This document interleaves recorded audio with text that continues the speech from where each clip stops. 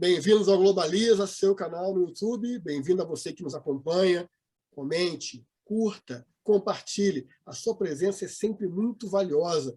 Quero aqui saudar Daniel Calazans, Márcio Câmara, que abrilhantam, participam dessa jornada que é o Globaliza. E hoje é um tema sensível, um tema importante, não só por envolver uma personalidade pública, mas também uma discussão de empoderamento feminino, de intimidade, proteção, que é a questão ligada ao ex-presidente Pedro Guimarães, agora demissionário, enquanto esteve à Caixa Econômica, e está aí suportando acusações de assédio sexual de várias funcionárias de carreira. Algo grave. Né? Aí, em apuração, não podemos aqui nesse momento tecer qualquer comentário com maior verticalidade, porque, enfim, tem os departamentos adequados que estão investigando. Falar em departamento adequado para investigar, eu tenho que começar com o Márcio Câmara. Câmara, isso é uma discussão de compliance? Bom, quero saudar a todos, Fábio, Calazans, parceiros e a plateia que nos acompanha. Bom dia. O Fábio, com certeza, né? Eu acho que estar em cumprimento com as regras, códigos, princípios, políticas, manuais, procedimentos, instruções de trabalho, que são todas esses normativos que uma empresa dispõe, quase nada não está relacionado a compliance. Então, com certeza está relacionado a compliance. Desculpe, eu não sei se você fez uma pergunta ou posso prosseguir? Tá bom. Por favor, pode prosseguir, Câmara. Aqui, então, destacamos hoje, né, para conversar com a nossa plateia, sobre o que aconteceu recentemente com o ex-presidente da Caixa Econômica, Pedro Guimarães, que que se retirou dessa presidência. Bom, recai sobre ele, por algumas denúncias, né, que ele tenha tido um comportamento em desconformidade com o compliance, que é conhecido como assédio, né, assédio sexual, pelo que ficou claro, que é diferente do assédio moral. O assédio moral, para ser caracterizado como tal, precisa ter uma sequência de incômodos, né? E aí você chama essa sequência esse conjunto de sequência, dá-se o nome de assédio moral.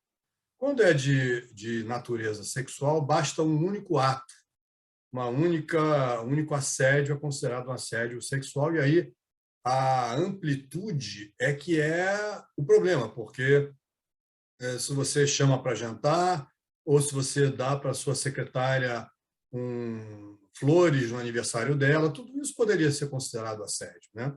A coisa chegou a tal ponto que, nos Estados Unidos, quando uma mulher entra no elevador, que um homem sozinho ali esteja, ele sai, para não ter problema depois de receber alguma denúncia que não fosse procedente.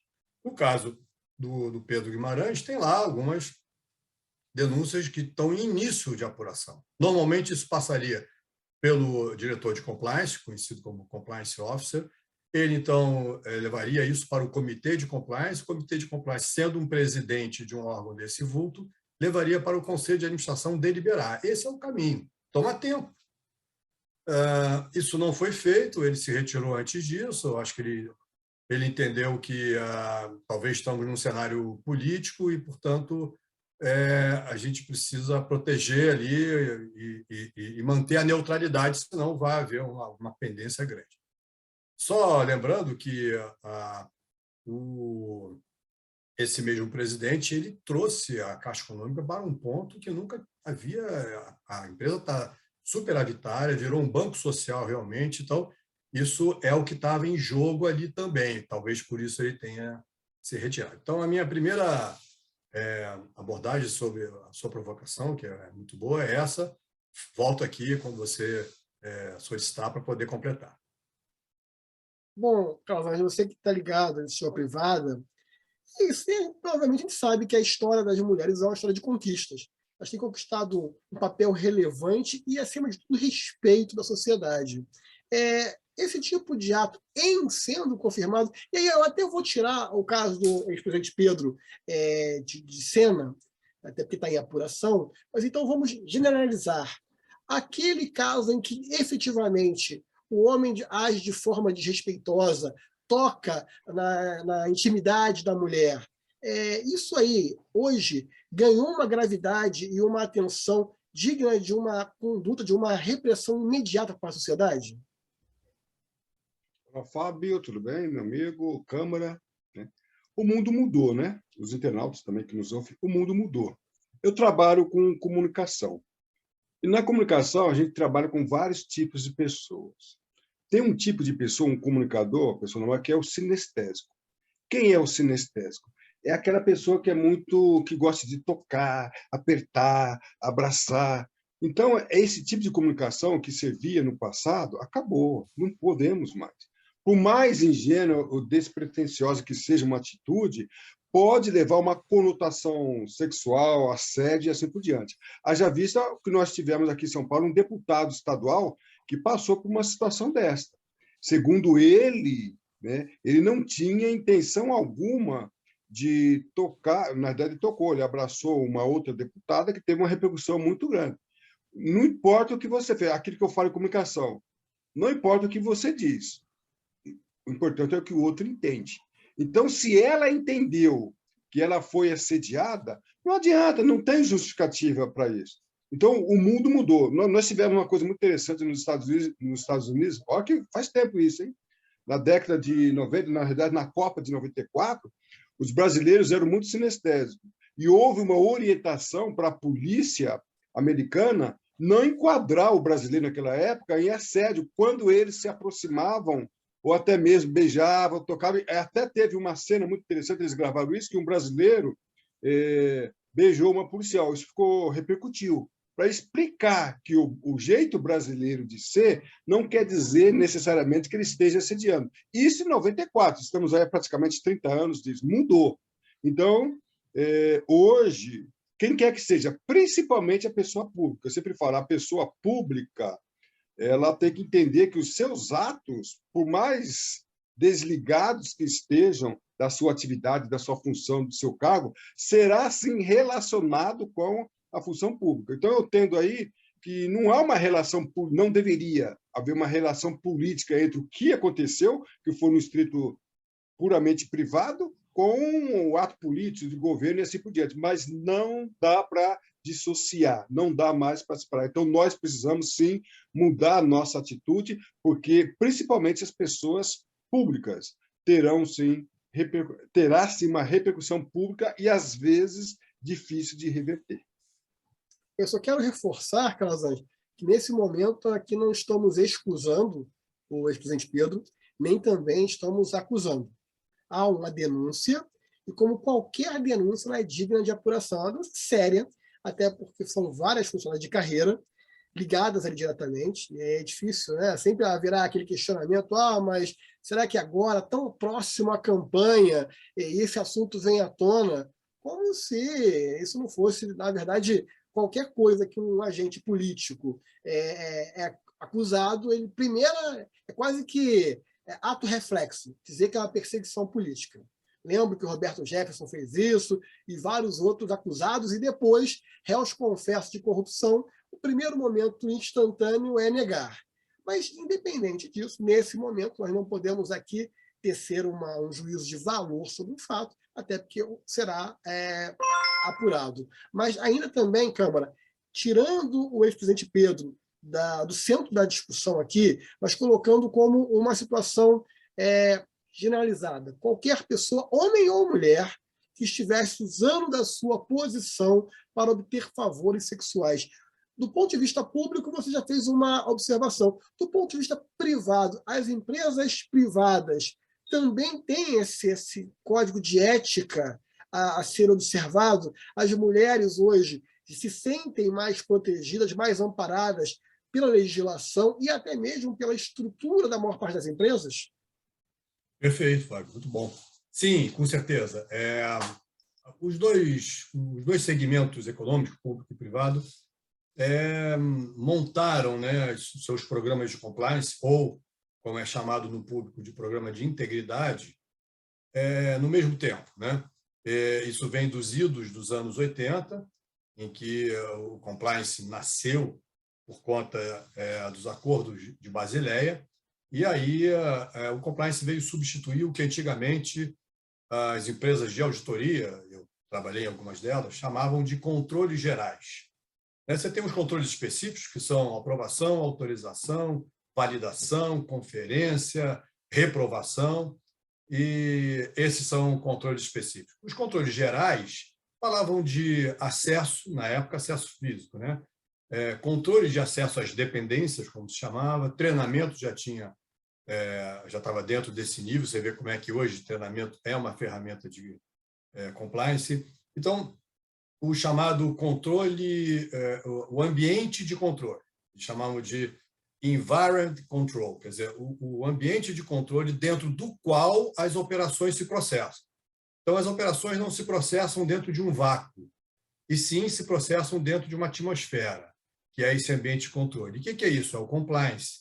São controles muito mais comportamentais, né, que dizem respeito ao comportamento humano, e muito menos industriais, entre aspas, né? Não exatamente falando de indústria, mas muito menos específicos de sim ou não, de aprova ou não aprova. E sim, são comportamentos e tem o seu principal líder, a sua tábua dos 10 mandamentos, que é o Código de Ética. Então, o Código de Ética é, para as empresas públicas e privadas, como a tábua de 10 mandamentos, religiosamente, a gente entende isso, foi lá para São Pedro, né? Então, isso, existe toda essa liturgia nas empresas. O caso em questão, que é da Caixa, a Caixa dispõe de um código e de manual de política e de compliance de integridade, que é o nome que se dá, como eu falei, eles chamam mais de integridade do que de compliance. Também tem um documento muito interessante lá da época do Fernando Henrique Cardoso, que fala de alta administração na Caixa Econômica. Ele está em vigor. Feito lá por uma comissão que tinha o Célio Borges, o Reale Júnior e outras pessoas de enorme saber e constitucionalistas daquela época. Ele está em vigor hoje. É exatamente aplicável à alta administração da Caixa, sobre a Caixa. Então, a Caixa tem 2 códigos.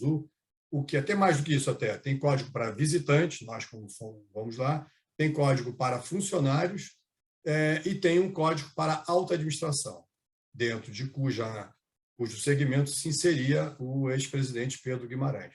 Calazans, essa discussão hoje está muito mais ligada ao empoderamento e o respeito. Qual é a orientação? E aí você tem uma vivência tanto no aspecto privado como também na vida religiosa, como pastor. Qual a orientação a uma jovem, uma senhora, sim, que e até mesmo um rapaz, que é objeto de um assédio ou possível assédio? Qual a orientação? É a discussão na esfera da sua chefia imediata, se não for ela, o assediador, claro, ir direto à polícia? Qual é a recomendação que, na tua experiência, você pode compartilhar com nossos internautas?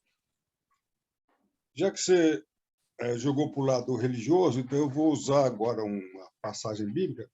Eu peço desculpa porque eu não sei o endereço, né? Ou seja, não sei a referência bíblica, mas garanto que está na Bíblia. Mais do que evitar o mal, é evitar a aparência do mal. Tá? Você vê alguma situação, as pessoas, não foi feito nada, mas, olha, um senhor ficou junto com uma senhora num determinado local. Pronto, isso pode ser o suficiente para que alguma coisa seja levantada. Então, a pergunta é, você tem como evitar isso? O próprio Câmara diz que nos Estados Unidos, certos locais, quando estaria um homem e uma mulher no elevador, o homem sai. Eu acho interessante essa atitude, porque está evitando o mal. Está evitando. Então, a pergunta é, depois que a crise foi levantada, aí você tem que gerenciar a crise. Tá? Mas a pergunta é, o que nós podemos fazer para evitar a crise? Houve uma crise aí, essa crise poderia ter sido evitada? Quais são os regulamentos, quais são as orientações? Hoje o mundo está muito complicado. Então, a gente precisa ter muito cuidado. Você vai elogiar uma pessoa? Para quê? Você precisa realmente elogiar essa pessoa? Tem essa necessidade? Tá? Então, sempre entendendo que comunicação não é o que você diz.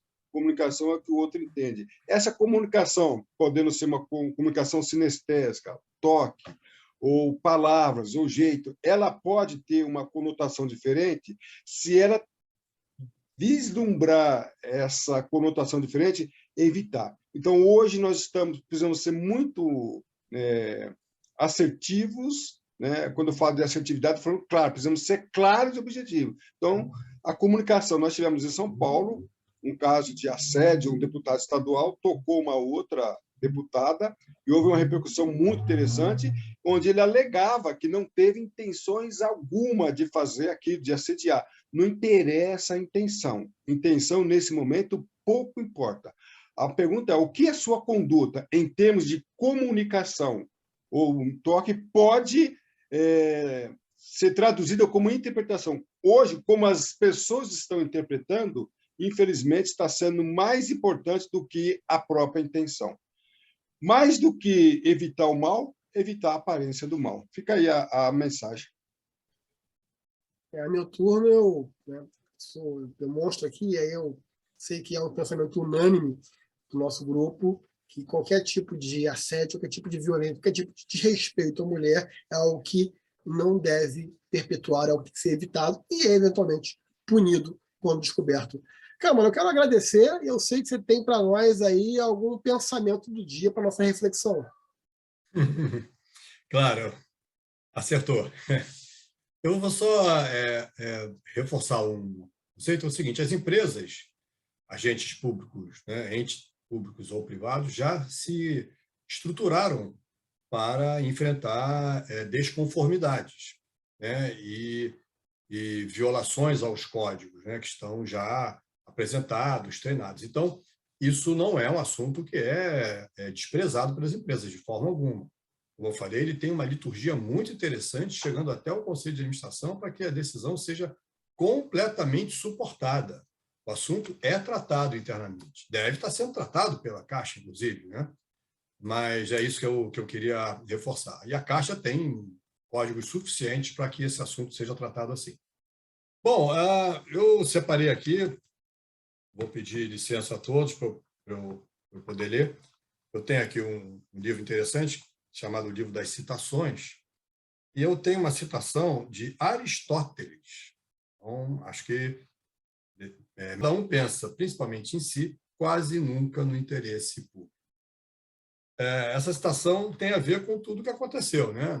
Enfim, inclusive com toda essa propagação também. Então, achei interessante essa frase de Aristóteles, e estamos falando o quê? De 3.000 anos atrás? Acho que sim, né? Então, cada um pensa quase sempre em si e não nas demandas públicas.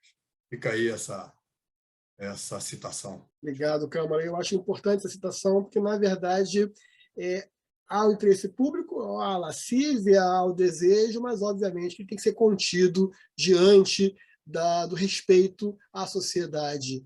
E, também, de certa forma, a própria sociedade tem que pensar o que é bom para todos, o que é adequado a todos, ainda que isso suprima o interesse de um só, que não pode bypassar sua vontade para terceiros, somente contra a vontade dos terceiros. Calazans, obrigado. Para nós é sempre um grande prazer tê-los a bordo. Um grande abraço aí, meu amigo, mentor, Globaliza, Fábio Anderson, e o nosso colega aí, Câmara, e os nossos internautas. Um grande abraço, tudo de bom. A todos, muito obrigado. Até a próxima.